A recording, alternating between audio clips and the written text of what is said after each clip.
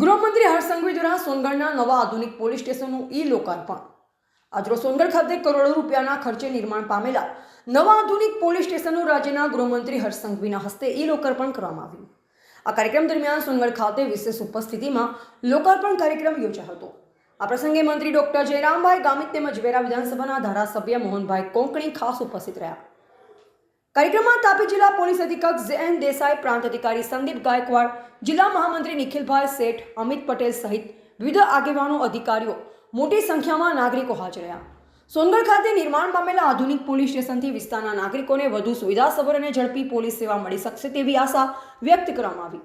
कार्यक्रमना सफल आयोजन माटे सोनगढ़ पोलीस स्टेशनना पीआई एन.एस. चौहान अने वी.के. पटेल द्वारा सुंदर आयोजन हाथ धरवामां आव्युं, जेने उपस्थित महानुभावोए सहायनीय गणाव्युं। रिपोर्टर मनीष ज्ञानचंदानी, तापी।